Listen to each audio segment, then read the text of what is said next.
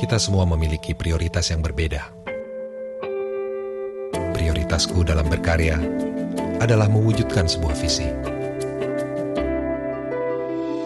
Aku ingin semua yang telah kucapai tidak berhenti di sini, namun terus berkembang.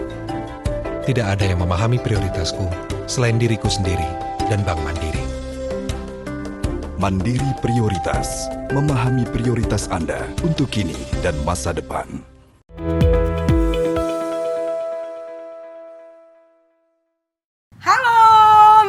Millennials kece Indonesia, selamat datang lagi di acaranya Mandiri Virtual Talk Millennials masa kini, tenang saat nanti, mandirikan hidupmu bersama Bank Mandiri. Ayo tepuk tangan semuanya yang ada di studio. Terima kasih. Sebelumnya kita mau ngingetin juga bahwa selama proses pembuatan acara ini berlangsung, semua kru yang bertugas di studio saat ini sudah memenuhi protokol kesehatan yang diberlakukan di Indonesia. Dan sebelumnya aku Dila Agnisia, seneng banget bisa ketemu lagi sama semuanya Millennials kece yang udah nungguin 10 episodenya Mandiri Virtual Talk. Kita kenalan lagi yuk. Nih tuh, barangkali ada yang lupa, oke, kasih aku waktu untuk aku pakai lagi biar kita nyaman ngobrol-ngobrolnya ya. Apa kabar semuanya? Semuanya sehat-sehat. Semoga dalam menikmati 10 episodenya Mandiri Virtual Talk ini semuanya dalam kondisi yang sehat dan selalu ingat 3M ya. 3M-nya itu penting.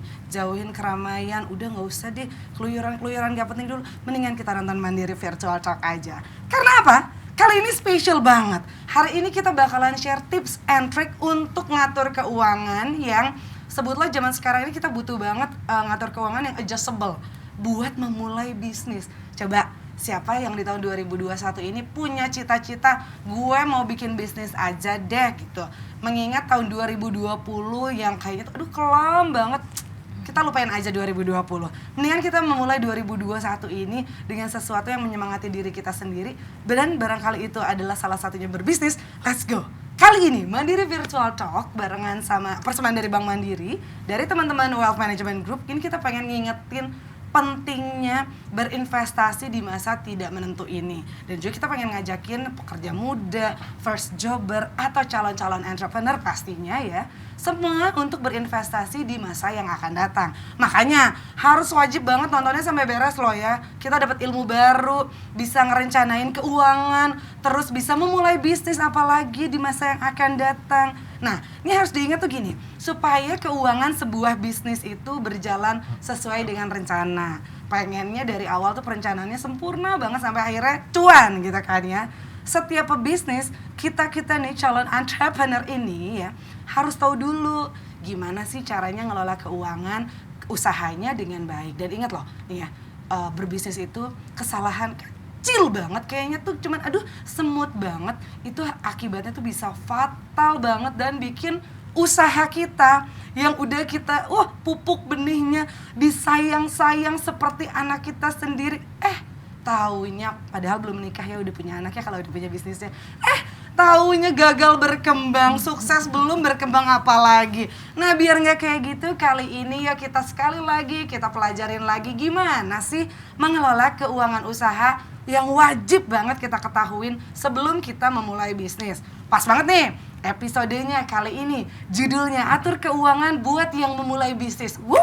Demen nih kalau udah ngomongin kayak gini. Dan kita akan ngebahas hal yang menarik ini barengan sama narsum-narsum kece. Karena ini perjanjiannya dari Mandiri Virtual Talk, kalau semua narsumnya kece, harga mati nggak kaleng-kaleng. Kali ini kita mau ngobrol sama Diajeng Lestari, SD CEO dari hijab.com, pengusaha keren di bidang e-commerce. Semuanya udah kenal, siapa yang nggak kenal sama Ajeng ya kan? 10 tahun loh berkarir, berbisnisnya mantap banget.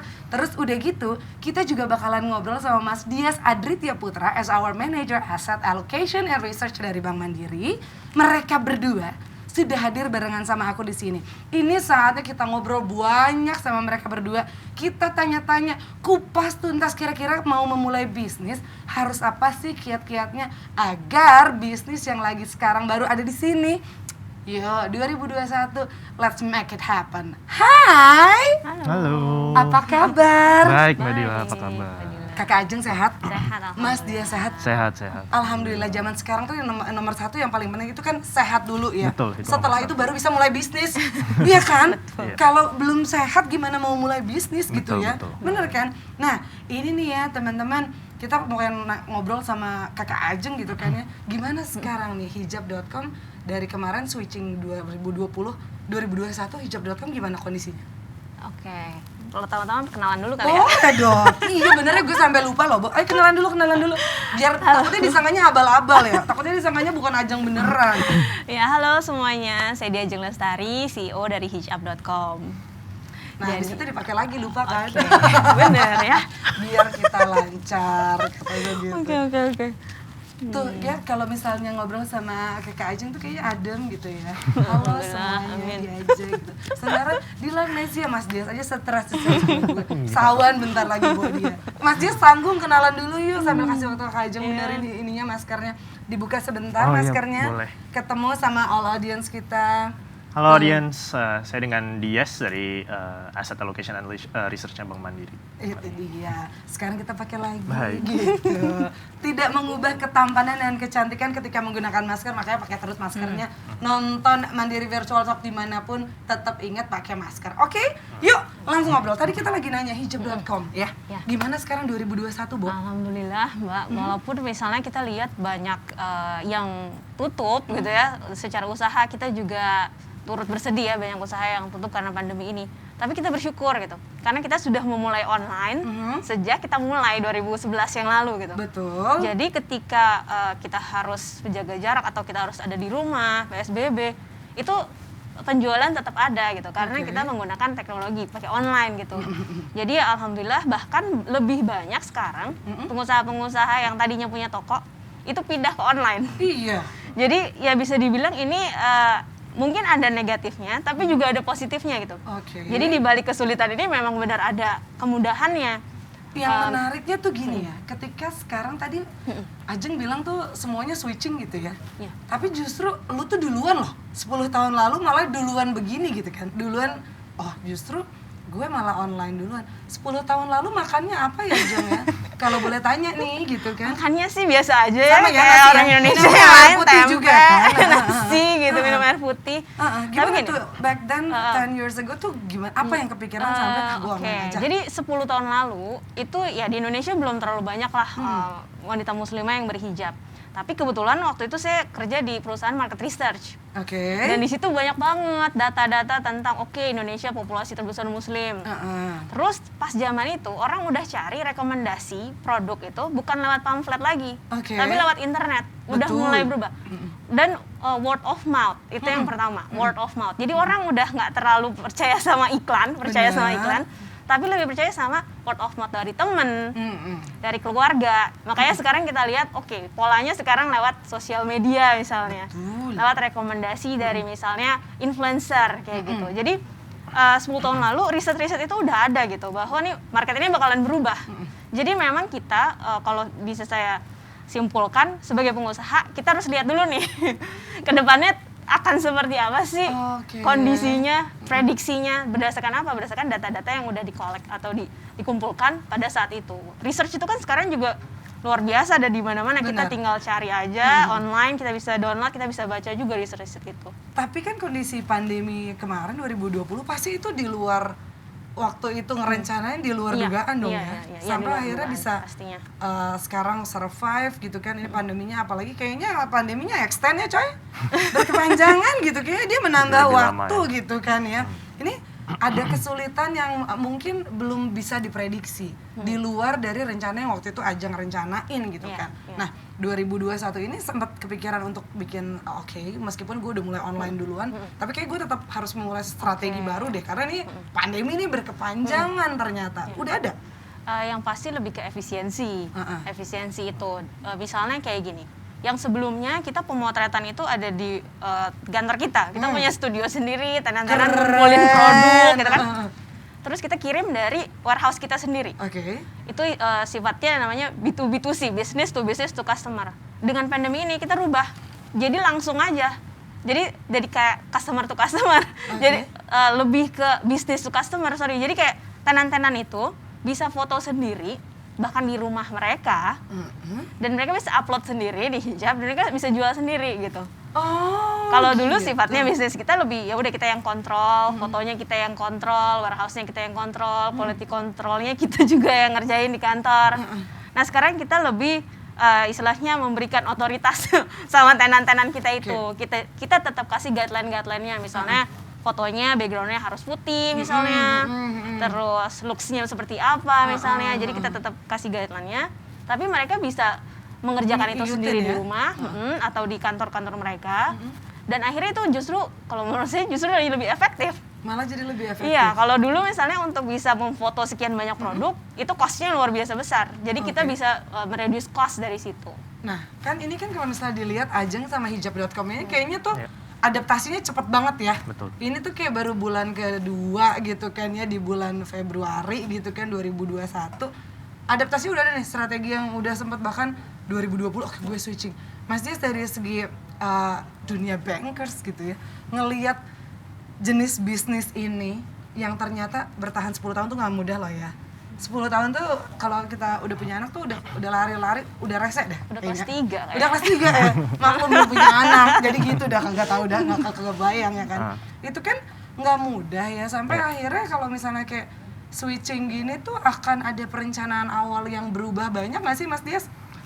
Mungkin kalau kondisinya COVID seperti ini sebenarnya tidak ada yang tahu ya di awal ya, kayak karena kejadian kayak COVID-19 ini tuh terakhir terjadi itu 100 tahun yang lalu gitu. Jadi probabilitas untuk pandemi seperti ini terjadi itu kecil banget lah bisa dibilang gitu.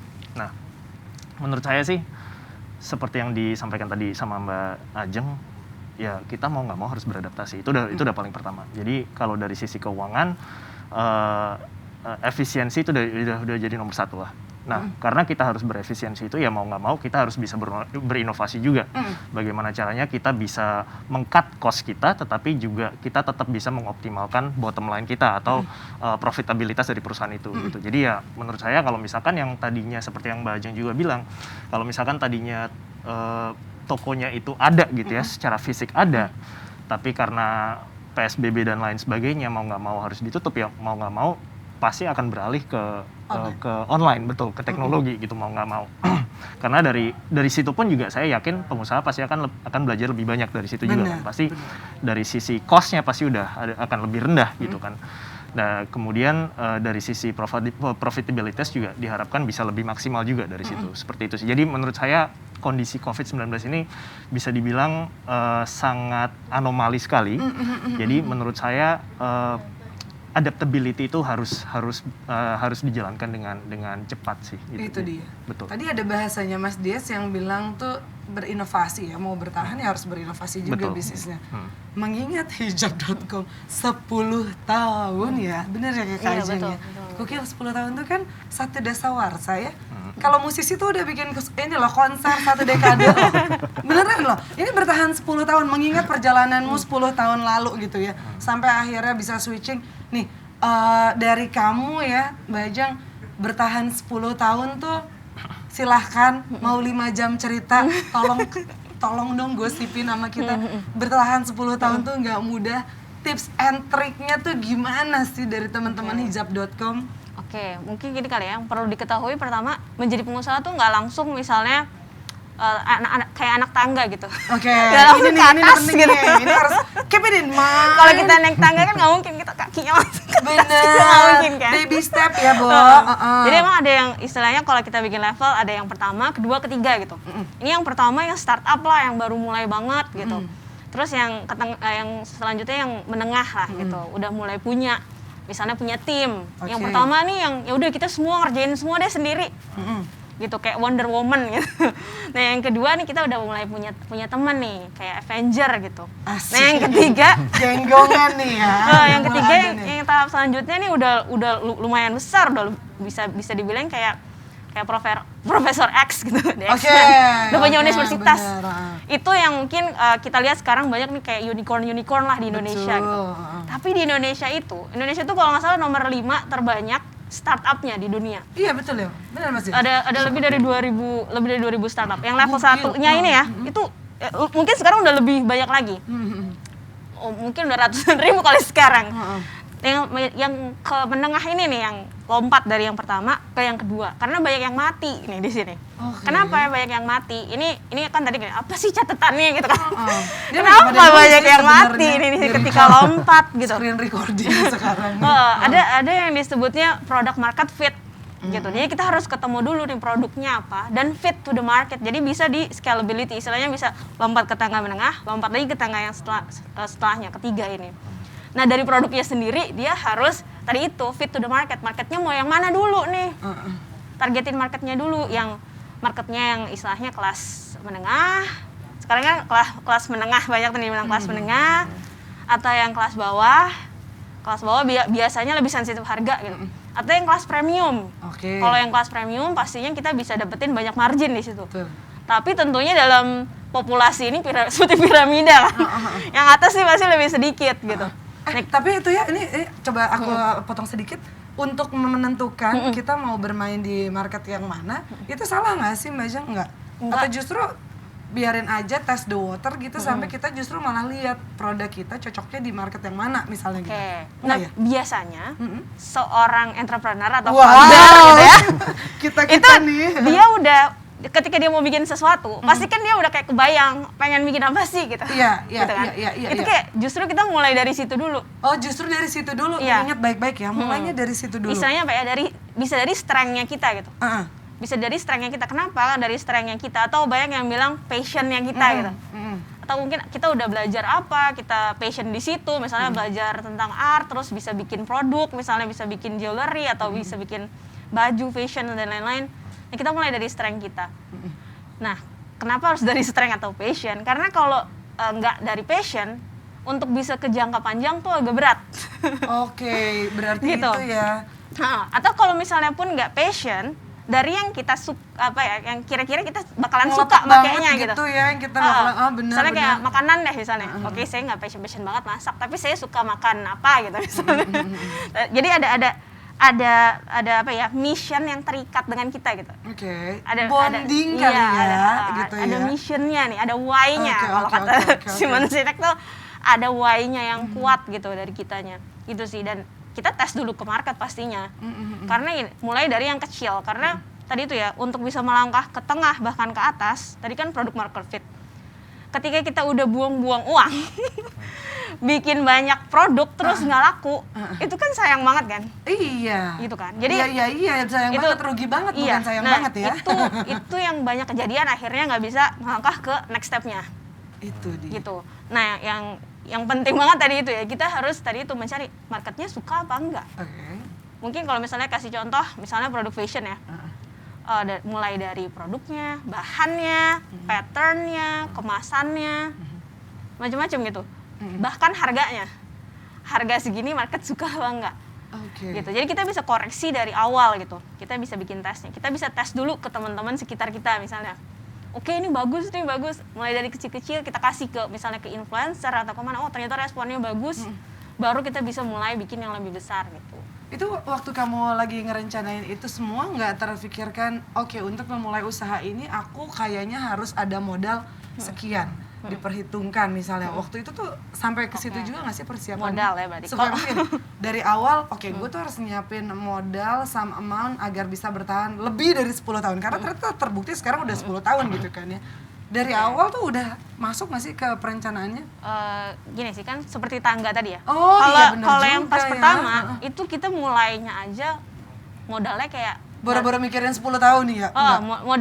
Mikirin visi besarnya sih gitu. Jadi mungkin kayak apa ya, paradigma atau mindset tentang menjadi visioner itu juga penting sih. Karena kan kita pastinya secara kan milenial semua dong ya. Iya dong. Pasti startup, kita semua ada di situ semua nih. Pasti kan pengennya kan lebih besar dong gitu. Maksudnya secara bisnis pastinya berkembang gitu. Nah, kita ngelihat goals besarnya apa nih? Istilahnya kalau kita bercita-citanya itu ke bintang, jatuh dikit gitu nggak apa-apa lah ya. Oh gitu ya. Masih tetap di langit kan benar, gitu. Benar, jadi benar. Yang penting visinya gede dulu gitu. Jangan takut buat berpikir besar. Kalau untuk entrepreneur justru itu yang mental yang harus bisa dibilang penting untuk dimiliki gitu. Untuk kita bisa berpikir besar atau bisa ya bercita-cita setinggi mungkin gitu. Justru emang gitu ya Mas Dias ya. Bukannya dalam benak gue nih ya sebagai yang belum boro-boro memulai usaha ya. Kan kalau Ajeng bilang enggak wah, bervisi sih emang udah gede, bahkan malah bisa membuktikan sampai 10 tahun gitu. Tapi pada waktu awalnya merencanakan tuh justru si tangga mungkin cuma 3 tangga di bawah doang gitu. Harusnya tuh kayak gitu atau justru kebalik? Udah punya perencanaan untuk 1 abad ke depan gitu. Oh enggak sih, kayaknya enggak. Enggak ya? Ini gue lo aja nggak apa-apa ya? Nggak apa-apa. Nggak apa-apa. Ini menurut gue setuju banget sih sama yang dibilang Mbak Ajeng tadi sih. Jadi memang visi besarnya tuh penting banget gitu kan. Kayaknya nggak cuma sebagai entrepreneur aja, tapi kalau kita sebagai investor saham ataupun investor apapun, itu kita harus tahu dulu nih tujuannya tuh apa. Tujuan kedepannya tuh kira-kira apa dulu gitu. Kemudian ya namanya investasi ya, ataupun namanya memulai bisnis gitu kan. Kayak Mbak Ajeng juga tadi bilang kalau misalkan kita pengen ke B, tapi kita belum bisa nyampe B, kita turun dulu nih, mungkin A setengah gitu kan. Oke. Mungkin kita udah mendekati B, tapi kita malah turun sedikit jadi A setengah. Ya itu nggak apa-apa, karena itu proses kan. Itu sesuatu hal yang sebenarnya kita bisa pelajari, kita bisa perbaiki, dan kemudian kita bisa mencapai ke B, ke C, dan seterusnya gitu. Tapi ya balik lagi, menurut gue itu nggak cuma di pembangunan bisnis ataupun entrepreneur aja, tapi dari sisi investasi apapun tuh sebenarnya seperti itu. Oke, sebenarnya ini applicable di segala jenis platform yang berurusan dengan perencanaan keuangan. Ya, betul. Apalagi sekarang kita adalah mau memulai bisnis gitu. Jeng, lo ingat gak sih dari 10 tahun lalu gitu ya? Sekarang udah ada berapa karyawannya hijab.com? Atau sebutnya mungkin bukan karyawan ya, tapi channel, partner, tenan. Oke, sekarang sih di pipeline kita tuh 2000 list udah waiting list gitu. Tapi kan kita kan harus kurasi kan. Oh, jadi ini tuh yang belum bergabung tuh waiting list udah 2000 ya, Bu? Jadi kita tuh sistemnya nggak open marketplace gitu. Bukan. Kita based on ada kurasinya gitu. Jadi kita pilih yang mana yang kualitasnya bagus, yang desainnya bagus, dan dia istilahnya udah serius gitu bikin usahanya, udah serius. Karena kita visinya hijab sendiri mau ngebawa Indonesia jadi pusat busana muslim dunia gitu. Ih, keren, kasih tepuk tangan dulu dong yang ada di sini, semuanya visinya keren banget loh. Iya, kalau misalnya Korea the capital of plastic surgery gitu kan. Indonesia apa gitu kan. Benar. Nah, yang ada di Indonesia itu ya tadi itu populasi muslim terbesar, orang yang kreatif, culture-nya luar biasa berlimpah gitu. Jadi itu yang waktu itu saya lihat itu tuh asetnya Indonesia. Nah, terbukti dengan sekarang designers baju muslim Indonesia tuh bertebaran di mana-mana lah gitu. Kalau kita lihat sosial media aktif banget gitu. Nah, kita kurasi mana aja sih designers yang tadi itu yang kualitasnya bagus, desainnya bagus, dia punya brand image juga yang bagus. Terus mau serius gitu. Jadi kita ada istilahnya target-target gitu. Kalau misalnya penjualannya sekian dia bisa lanjut, penjualannya sekian dia nggak bisa lanjut gitu. Sorry sampai sini aja gitu kan ya. Dikurasi kayak gitu terkumpul sekian banyak banget pasti. Yang waiting list aja 2000. Iya kan? Banget. Kamu mengkurasi itu selama berpuluh-puluh tahun? Ya kita ada timnya dan emang itu selalu kita lakukan gitu karena selalu ada yang baru, dan setiap kita ngelihat yang baru itu kan namanya proses kreatif kan, industri kreatif kan. Jadi emang selalu seger gitu. Oke, nih designers baru nih ngeluarin produk ini, jadi selalu ada inovasi dari segi desain sih kalau saya lihat. Bahasanya kalau misalnya Ajeng gitu ya sama hijab itu apa? Konveksi kali ya, berurusannya sama e-commerce sih. E-commerce ya. Karena kita nggak produksi pakaiannya, kita nggak produksi. Kita platformnya. Platformnya, wadahnya gitu ya paling gampang tuh rumahnya, di rumah kan gitu. Isi di rumah ini saat ini masih bisa dihitung jari nggak, Jeng? Enggak sih. Tapi, udah nggak bisa dihitung jari, udah banyak banget. Karena gini kan, yang ngebedain tempat sama online itu apa sih, offline sama online. Kalau offline, kalau mau diperbanyak, istilahnya di scalability. Scalability-nya nggak gampang gitu. Men-scale-nya nggak gampang. Tapi kalau online itu gampang banget untuk men-scale-nya. Jadi mau 100, besok 10.000, besok 100.000 itu gampang men-scale-nya. Dibanding kita harus bikin fisik. Apa? Segampang maksudnya gini, kayak tiba-tiba tadi Ajeng tuh gue demen banget deh, itu tuh gampang.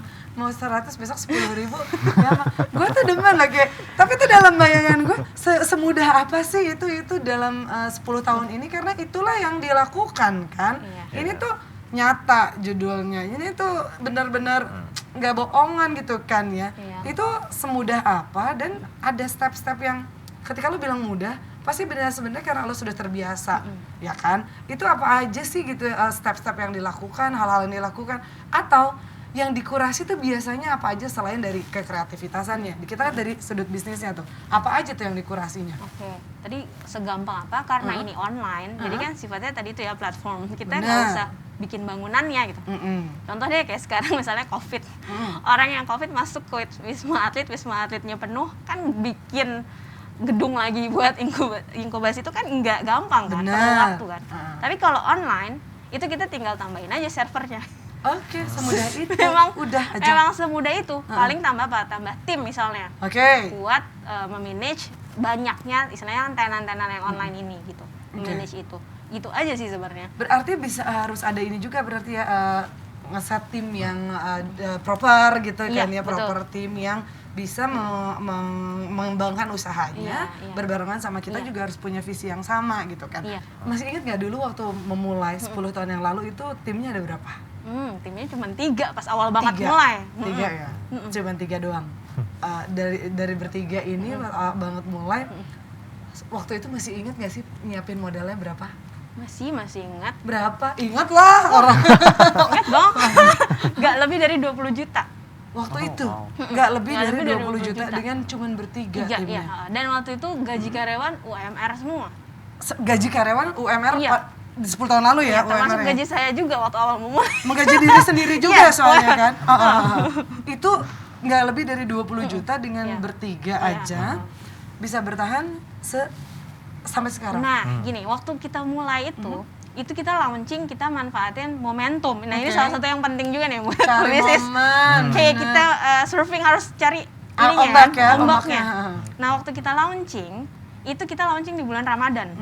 Jadi sebelum Ramadan, itu kita udah bikin sosial media kita aktifin, terus kita bikin ada press conference, kita cari kenalan yang kenal media, terus kita bikin press conference sehingga berita tentang hijab itu muncul itu ada di mana-mana gitu.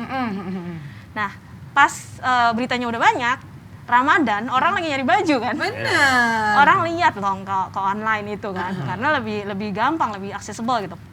Nah, akhirnya alhamdulillah di bulan pertama kita launching itu langsung BIP. Di bulan awal? Langsung BIP. Mas Dias, banyak gak sih bisnis-bisnis yang kayak gini? Maksudnya diawali dengan bertiga. Sebutlah terus modalnya tuh tidak sampai 20 juta di 10 tahun yang lalu. Tapi di bulan awal udah BP bahkan. Itu nggak banyak ya? Gue yakin lo sebagai orang perbankan juga kaget. Ya? Iya, menurut gue nggak terlalu banyak sih. Tapi kembali lagi kalau misalkan bisa memanfaatkan momentum ya kayak Mbak Ajeng yang lakukan tadi sih, itu menurut gue salah satu hal yang memang bisa memutarbalikkan keadaan keuangan juga sih sebenarnya.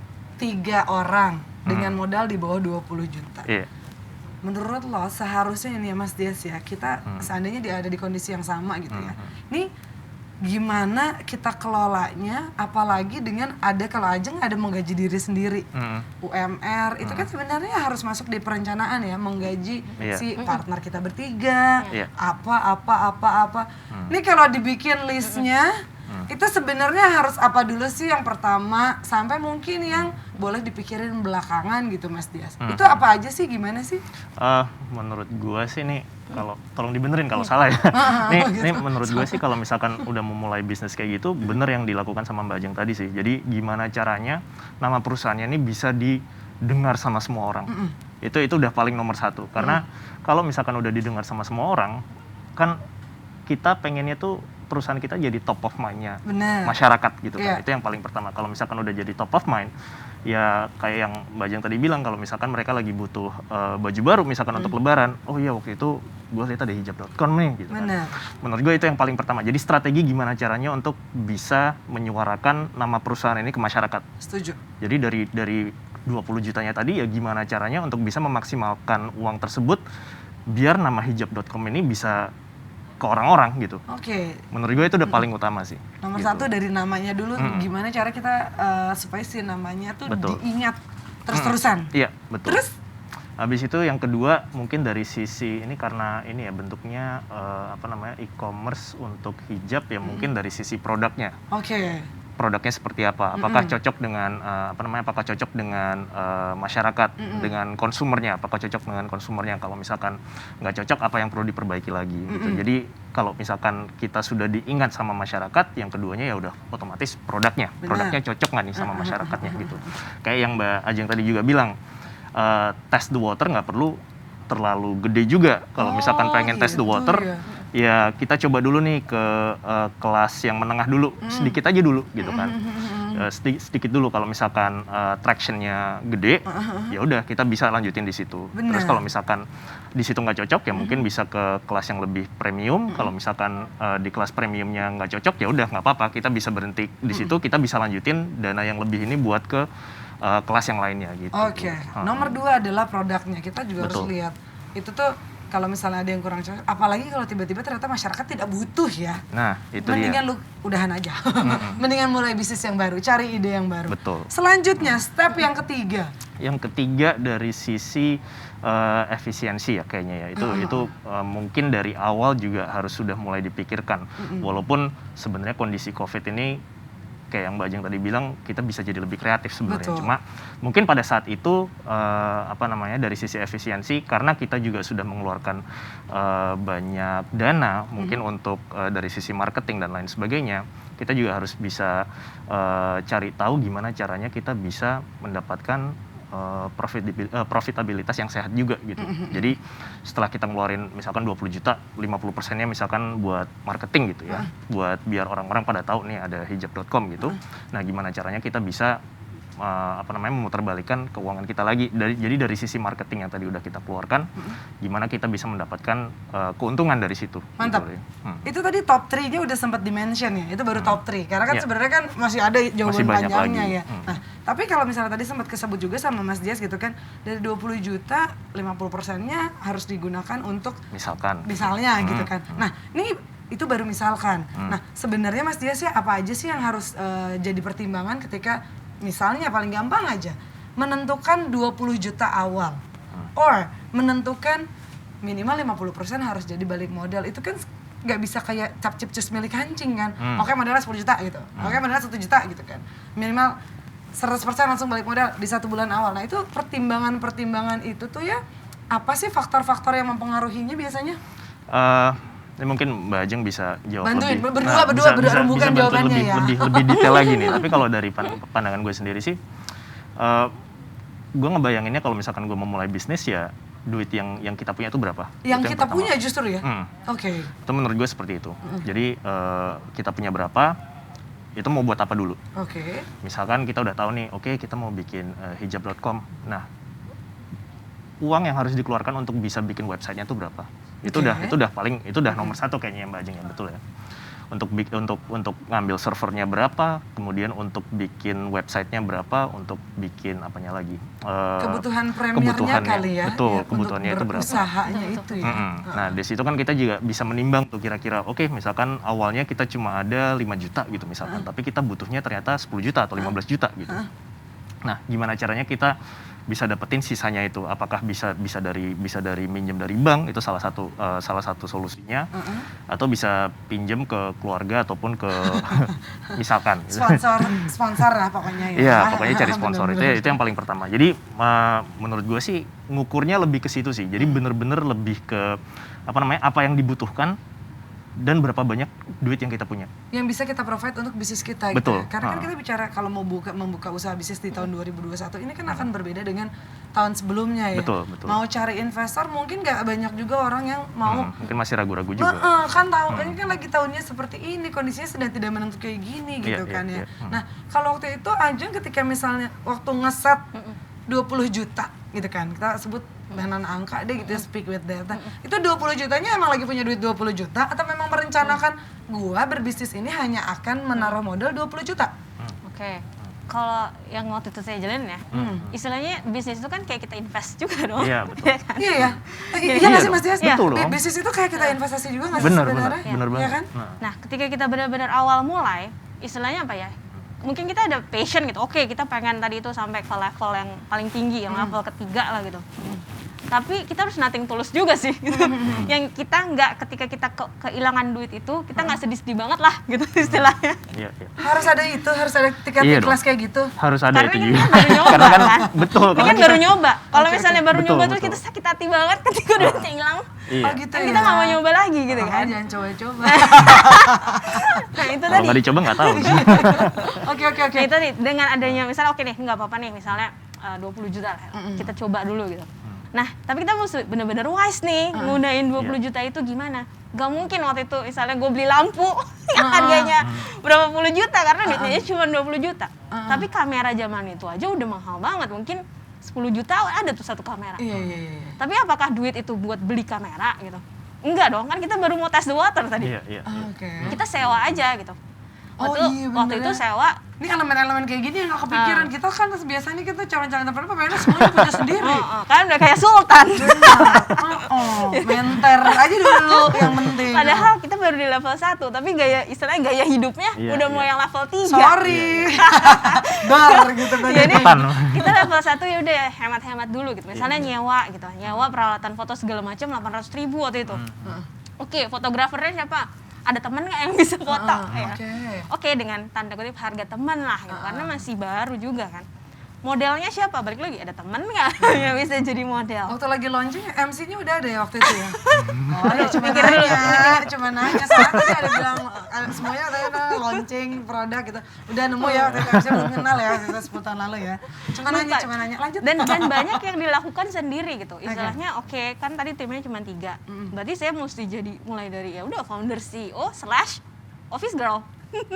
Dalam arti ya udah yang beres-beres Semua dikerjain kerja, sendiri. yang beres-beres kantor ya diri sendiri lah gitu.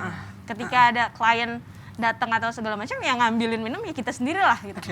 Nah, Make it easy aja gitu. Karena kita baru coba gitu. Jadi kita tes, oh ternyata dia responnya bagus. Ketika kita tahu itu responnya bagus, kita coba dan kita track juga dong datanya. Supaya apa? Nextnya ketika kita butuh lagi dana, kita bisa ajak orang lain buat oke, invest barengnya sama gue gitu. oke. Karena gue invest ini bagus nih hasilnya kayak gitu. Ini udah masuk di bisnis manajemennya ya, ketika udah mulai menawarkan cari yang mau berinvest bareng, punya visi yang sama gitu. Mas Dias, untuk sampai di level ini ya, untuk sampai di level mengelola bisnis manajemen dan kita sudah jadi entrepreneur gitu kan ya. Nggak apa-apa kok baru mulai-mulai juga kita boleh melabeli diri kita pengusaha ya, meskipun baru mulai boleh Iya ya. dong, Boleh. iya dong. Boleh Ibu-ibu banget. jualan di pinggir jalan juga CEO dari dagangan dia dong. Itu dia, kan bedanya mungkin kita ketika kita mau mengembangkan itu harus ada bisnis manajemen yang kita Iya. aplikasikan di sini Iya, gitu. iya. Mas Dias, ini tuh ada cara-cara tertentu nggak sih atau ada kayak step-step yang sebenarnya mungkin untuk memulai di 2021 ya, karena akan berbeda dengan memulai bisnis di tahun-tahun sebelumnya. Bicara bisnis manajemen, ngelolanya tuh sebenarnya gimana sih, ngerencanainnya deh gitu. Untuk 2021 nih ya, soalnya baru mau mulai bisnis kita nih 2021 nih. Iya.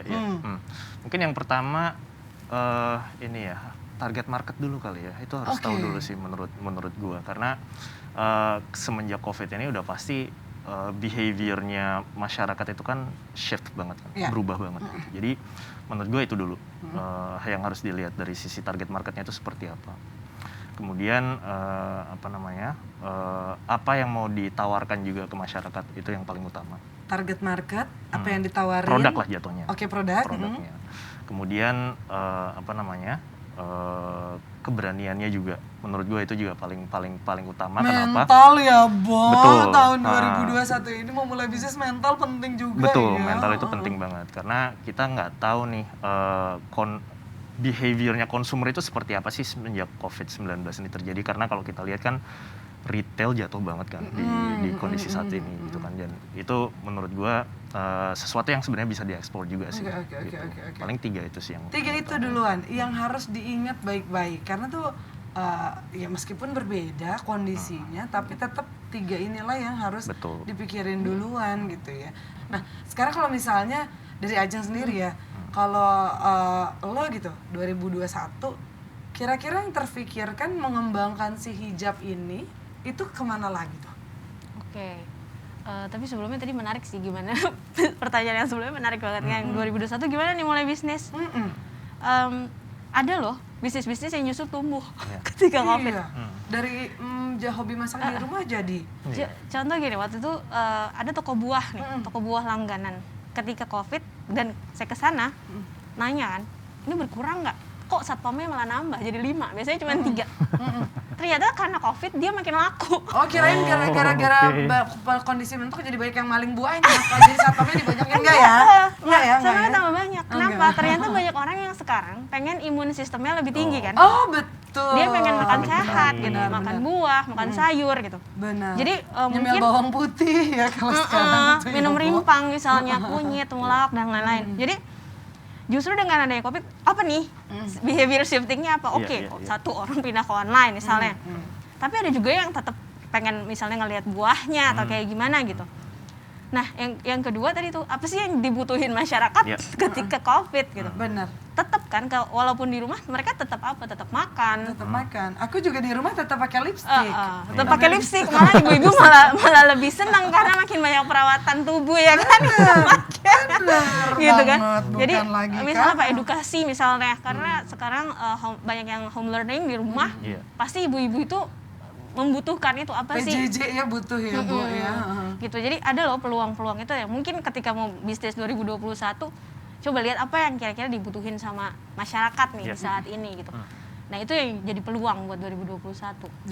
Jadi peluang di tahun 2021. Dari yang udah pernah sukses dari ajeng hijab.com tuh ya, itu tuh ya bisa kita pakai di 2021. Nah, sekarang kita bicara kalau tadi ada contoh adalah si tukang buah yang ternyata di pandemi ini lah malah nambah karyawan.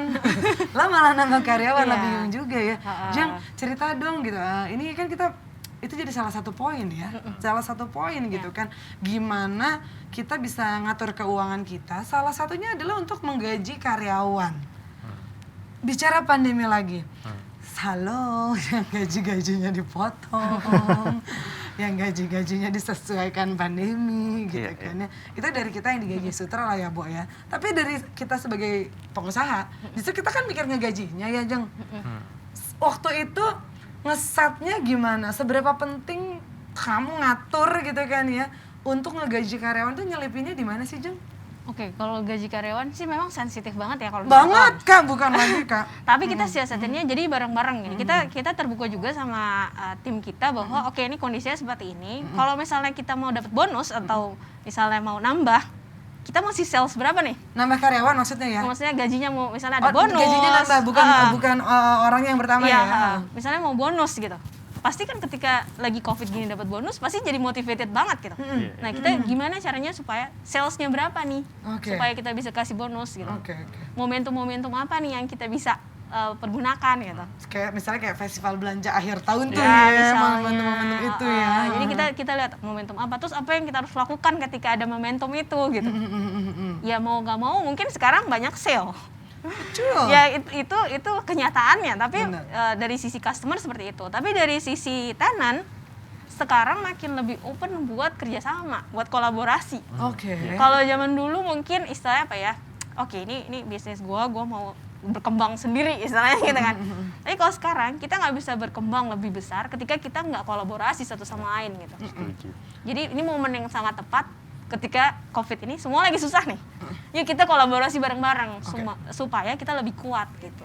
Itu kan kalau Ajeng ya yang sudah ada gitu visible dan kalau mau ngajakin orang untuk join istilahnya ya or berkolaborasi itu jadi kayak mudah gitu kan Mas Dias. Tapi kalau misalnya baru mulai belum banyak orang yang percaya kan ya kalau hijab.com ngajakin aku kolaborasi gitu perlu nanti launching salah satu produknya mungkin udah gampang ya. Tapi kalau misalnya sekarang kita baru mulai nih bahkan baru mulai di tahun 2021 ini gimana ya caranya kita ngatur keuangan ya pastinya ngatur keuangan lah ya agar supaya karyawan tetap kegaji tadi nomor satu produk tetap kebikin kan kalau enggak bagaimana biar kata dibatasin gitu kan ya terus kolaborasi itu yang mungkin agak sulit ini apakah justru malah kita butuh budget untuk kolaborasi itu iya kan itu kan juga mungkin keselip di situ untuk kita yang bisnisnya baru mau mulai sebutlah skalanya masih kecil yang masih bisnis rumahan gitu atau mungkin ada yang ya skalanya lebih besar pun tetap instrumen-instrumen ini ada ya, benar ya sih? Iya.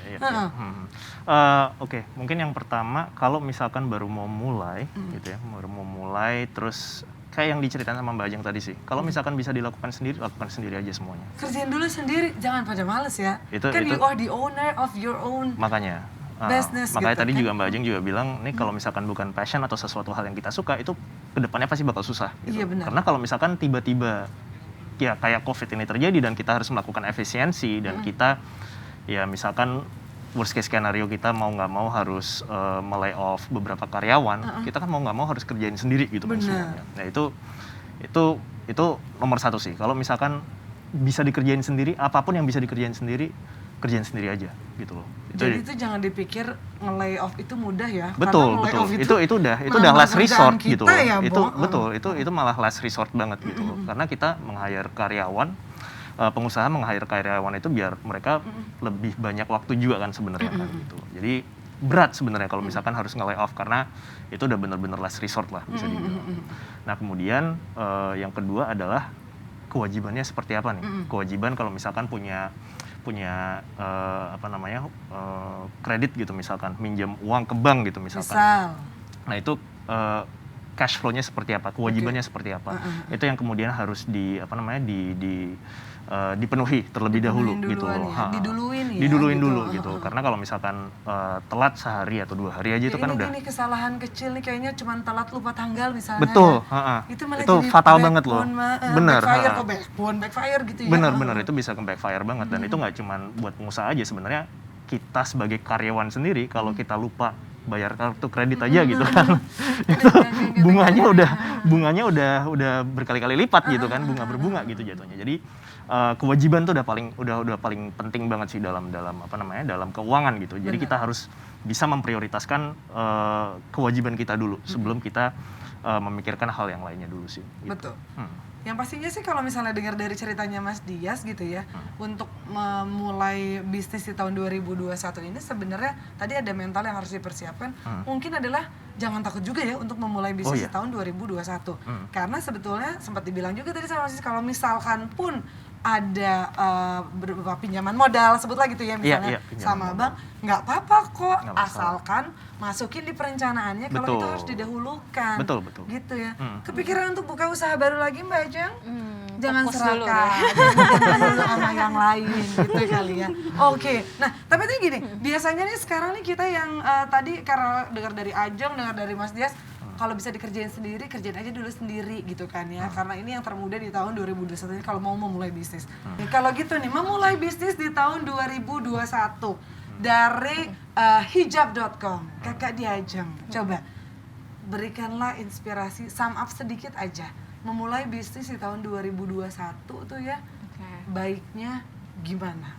Apa aja yang harus dipersiapkan? Karena ini jawabannya pasti beda sama Mas Dias dari sisi bankers, benar gak sih? Coba dari yang sudah sukses jadi pengusaha, untuk calon-calon pengusaha gimana? Mungkin memang yang isu yang utama sekarang kan bagi para pengusaha itu adalah T untuk takut. Oh gitu ya, gue udah mikir gini, SWOT apa ya, dia kan ngomongin ini ya, apa namanya kelebihan, strength-nya ya. Dia lagi ngomongin SWOT, T-nya apa ya, takut taunya. Karena gini, ada orang yang takutnya gede banget sehingga nggak mulai usaha. Ada orang yang takutnya kecil banget sehingga ya udah semua duitnya nekat, terlalu nekat ya, gitu kan. Ya nekat. Tapi kita ada di tengah-tengah aja lah gitu. Kita di tengah-tengah aja, kita memanage rasa takut kita. Oke, kita tetap optimis gitu untuk bisa meneruskan usaha atau memulai usaha. Tapi kita harus meminimalisir resiko-resiko yang akan muncul gitu. Gitu, apa aja sih kita petakan lah gitu. Banyak sih buku-buku yang recommended gitu untuk dibaca. Misalnya salah satunya bisnis modal, Canvas misalnya. Itu di situ lengkap banget. SWOT semua di situ ada dari. Itu semua lengkap banget. Mulai apa aja sih puzzle-puzzlenya yang mesti disusun gitu. Terus kayak gimana detailsnya. Tapi yang paling pertama adalah memang itu semua kali ya, bukan cuma pengusaha, tapi mungkin investor, tapi mungkin yang semuanya gitu. Kita gimana memanage rasa takut kita terhadap kondisi pandemi ini.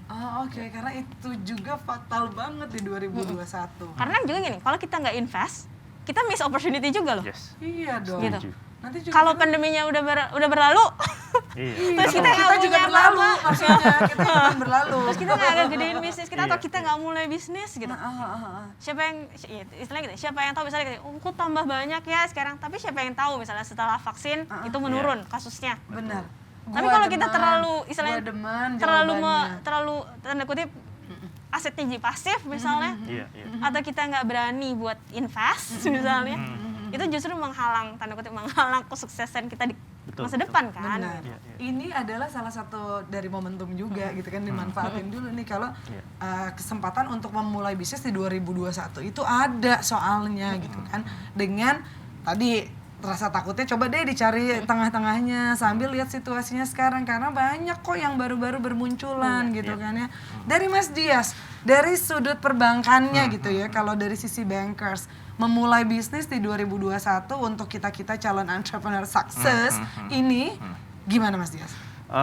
Menurut saya nggak cuma memulai bisnis sih, tapi mulai investasi untuk mungkin belajar ke saham kah atau mungkin ke obligasi. Itu sebenarnya sama persis kayak yang disampaikan sama Mbak Ajeng tadi. Jadi menurut gua yang paling utama itu tujuannya apa dulu. Oke, tentu Harus ada tujuannya dulu, True. betul. Nah, jadi kalau misalkan nilai sahamnya tiba-tiba turun gitu kan, nah itu sama kan kayak di usaha juga pasti mengalami aja hal-hal tuh tersebut juga gitu. gitunya. Itu jangan terus malah takut gitu loh. Menurut gua justru ambil hikmahnya dengan cara apa nih yang gua salah lakukan tuh apa, dan kembali lagi ke tujuan di awal. Kenapa kita membuka usaha tersebut atau kenapa kita berinvestasi di saham tersebut Betul. gitu. Kembali lagi ke tujuan ke awalnya itu seperti apa. Menurut gua itu yang membuat kita lebih persistence dengan apa yang kita jalankan sih. Itu dia, berarti dan tanpa melupakan bahwa bisnis itu sama dengan investasi. Betul. Itu, ya? Yes. Setuju?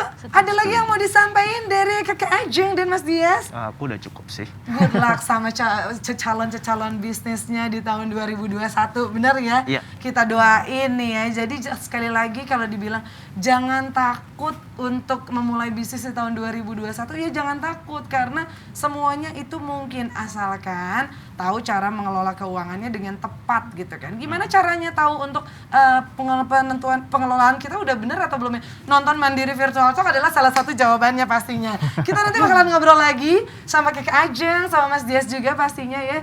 Jadi you all millennials kece-kece Indonesia, mudah-mudahan happy sama topik kita kali ini. Jangan kemana-mana, nonton lagi episode berikutnya ya. Masih barengan sama Diajeng Lestari dan Mas Dias juga pastinya. Kita yang berikutnya itu akan ngebahas tentang nih udah sukses jadi pengusaha. Berikutnya aku berinvestasi apa ya? Jangan kemana-mana, nonton terus Mandiri Virtual Talk-nya. Ingat setiap episodenya gak boleh kelewatan supaya semuanya bisa menjadi milenial masa kini. Tenang saat nanti mandirikan hidupmu bersama Bank Mandiri. Thank you semuanya. Thank you, thank you.